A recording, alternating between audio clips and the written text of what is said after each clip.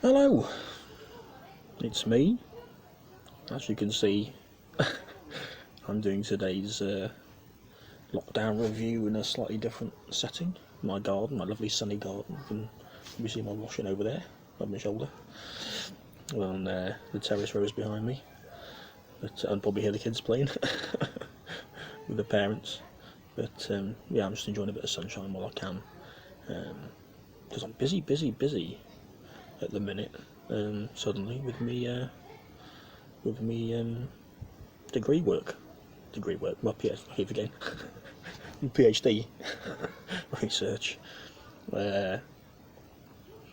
because well last week and over this bank holiday weekend, it's bank holiday Monday, it's becoming clearer and clearer that England certainly and Scotland and Wales I think are going to be following suit quite soon, yeah, will be lifting the restrictions. And I'm getting the sense that my uni, colleges, obviously the schools, are all gearing up for the news that they're allowed to reopen, with social distancing measures still in place.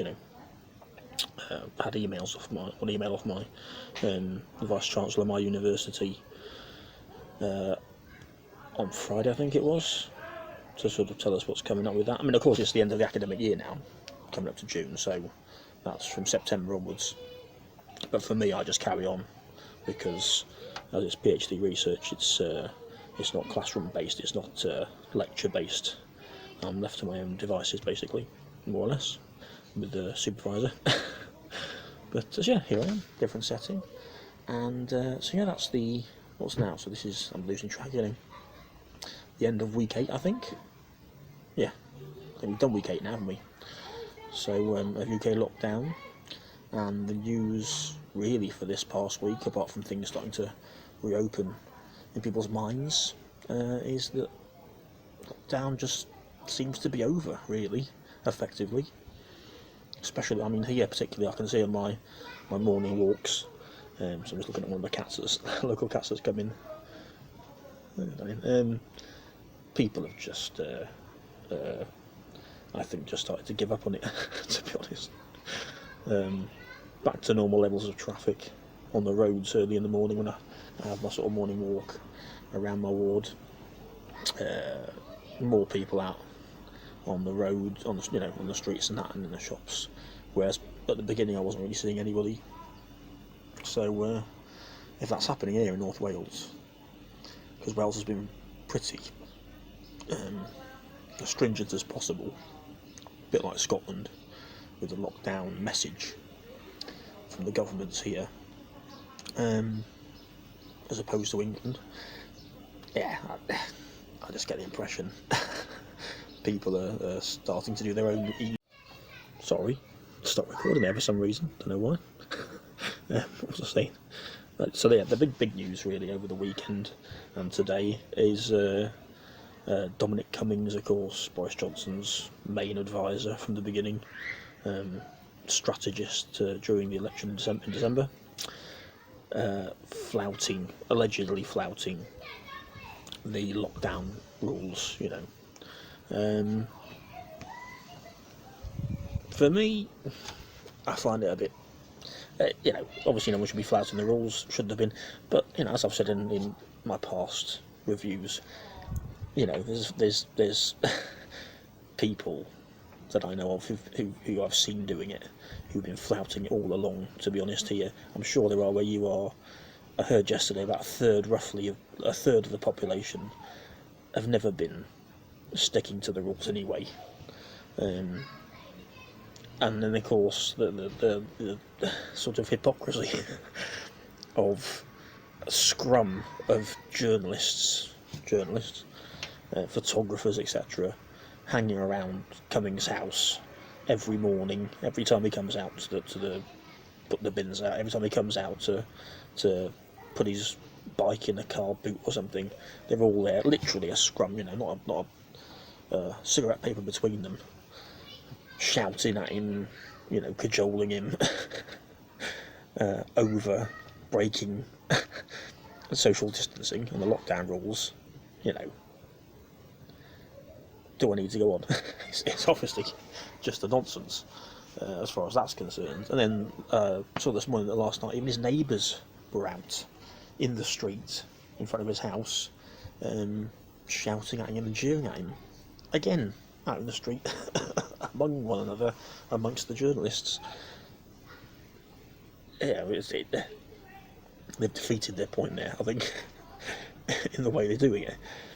But this is the sort of odd times we're going through at the minute. I think, you've always got people. You'll know, you've always got people who are very susceptible to what's in the headlines and what's on the front of the newspapers, and they sort of buy into it and get all sort of swept up in it, and do things that otherwise they might not usually do, say things they might not usually say. I mean,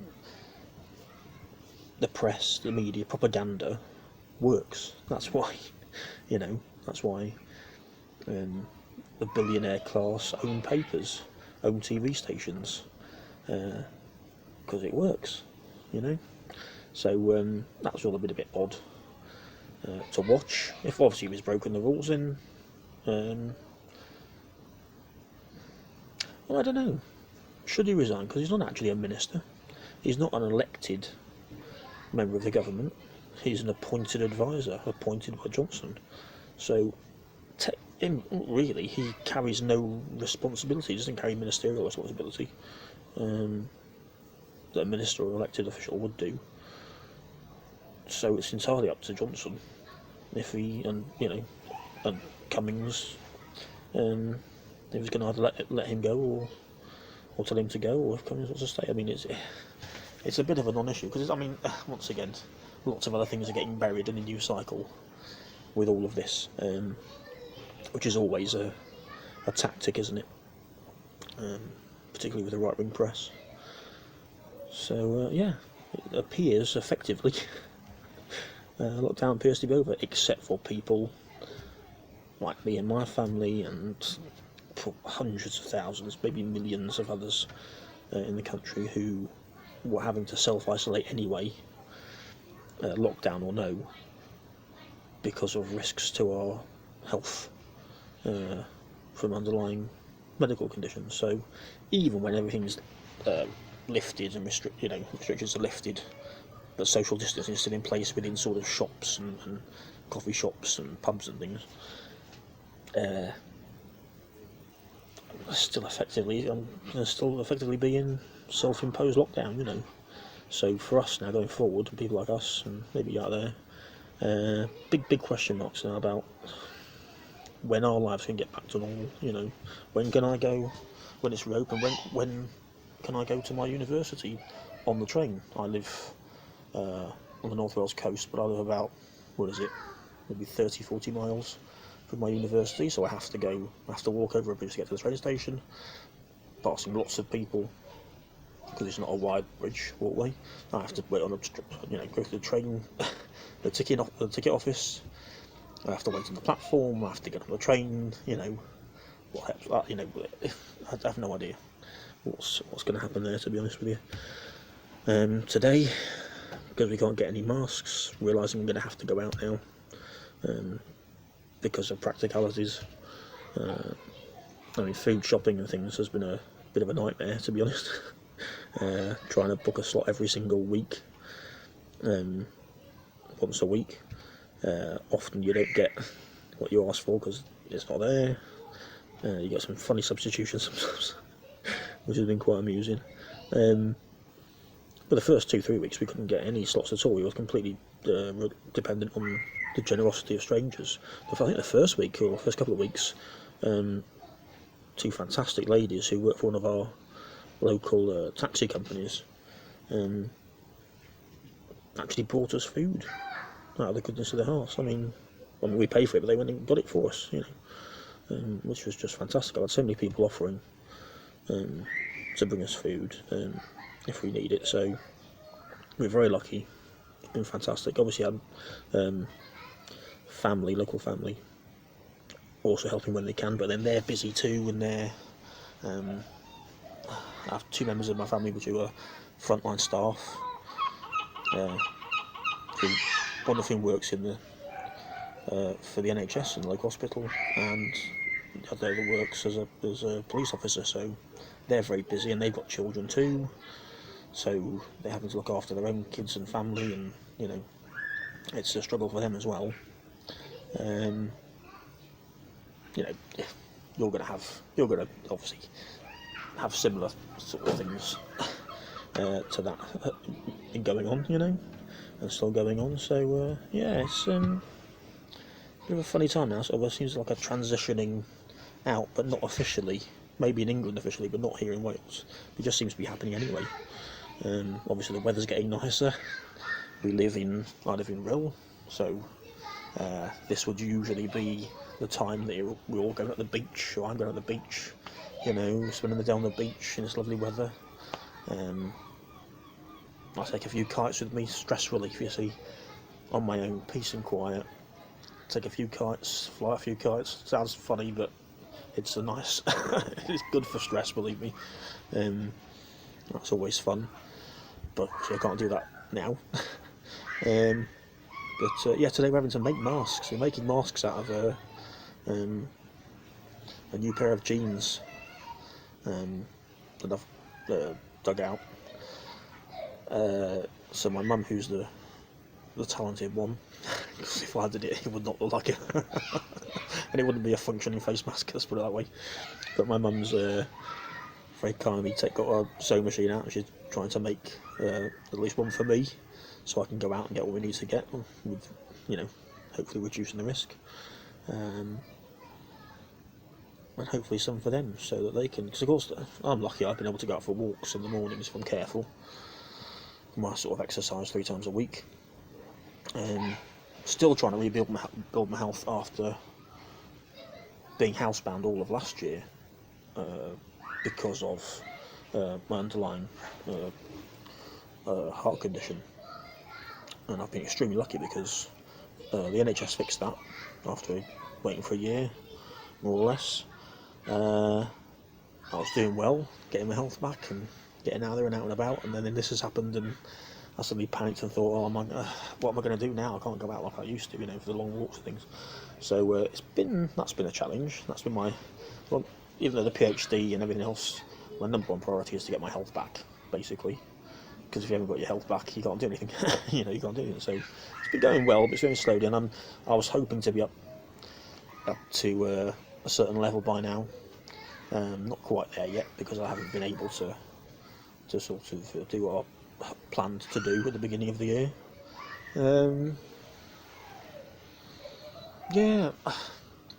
I think my problem with I don't know about you guys, but my problem with lockdown has been I'm staying up really late without realising it, almost every night. So I'm a morning person. I'm an early bird. I like getting up early because I'm so tired in the morning because I've been up so late.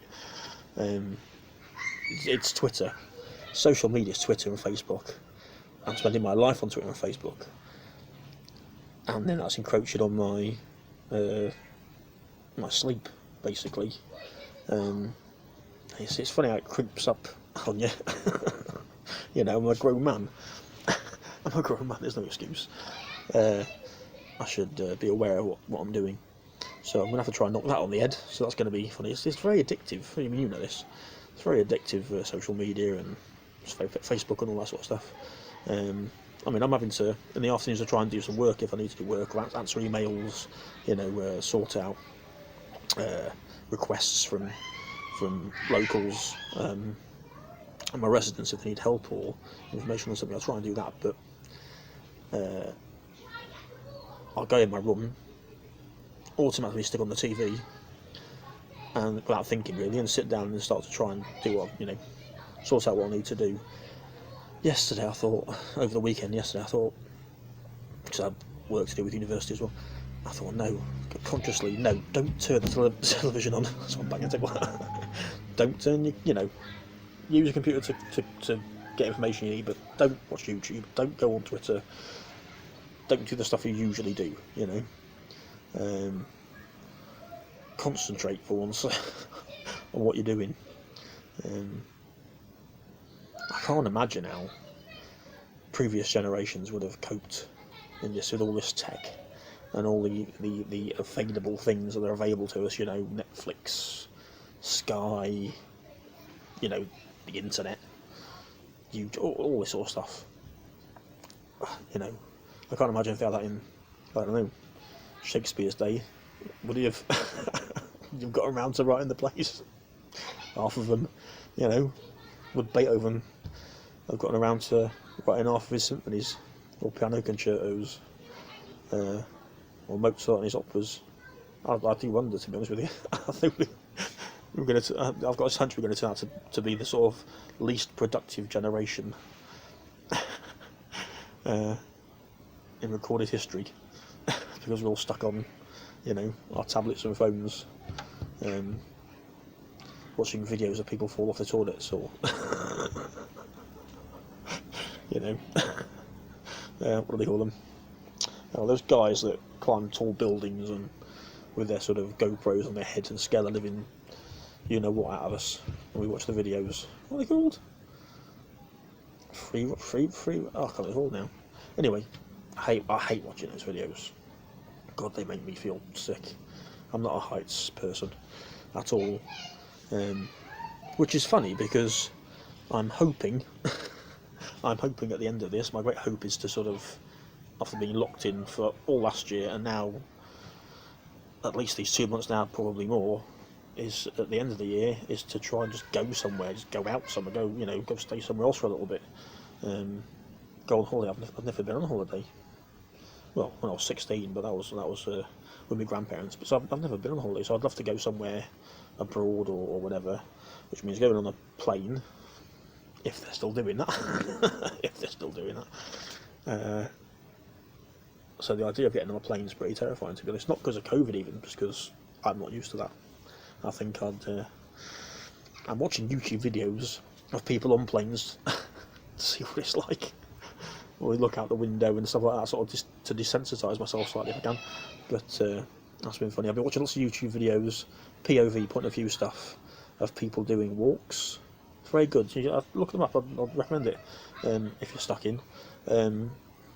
You can watch them walking through the sort of the Grand Canyon in the US, or all over the world, Italy, you know, round Lake Como, and it's fantastic, you know, Vatican City, New York City. Yeah, it's great. I love that. That's something I've been doing quite a lot. I love that, but of course it's making me hungry to go to those places in person, you know. But it's a good thing to do. I very stupidly started watching all of the POV walk rounds of the big hotels in Las Vegas, hotels and casinos. So now I've got a burning desire to go to Las Vegas, which is probably not a good thing. Probably not a good thing. I was thinking yesterday, has Las Vegas got a university? You know, teaching at the University of Las Vegas. You know, I could do that. Live there, enjoy the lifestyle. So yeah. Hope you've enjoyed the change of setting. I have. It's been nice. I'm going to be going in soon, I think. Do some work and take care. Ciao for now. See you at the end of this week, week 9, and we'll see what's happened. What started to be lifted. You know, will we all be back at Wetherspoons? Will we all be back at Greggs and Costa and Starbucks? Oh, we don't have a Starbucks here. Don't think I will, actually. Certainly not Wetherspoons. Not with the way Mr. Martin's treated his staff at the beginning of this, telling them all to go and get jobs in, was it Tesco or whatever? You know, sod off basically. Yeah, which is a shame, because Wetherspoons is about the only place in the town here that's pleasant to sit in all day, but or you're able to sit in all day really. So yeah, that's a bit of a shame, you know. I don't think you'll be that surprised to realise that when I've got a few quid in my pocket, I like to sit there and, you know, partake of a few pints, you know. But anyway, I digress. Enjoy the bank holiday weekend, stay safe, take care, and ciao for now, strugglers.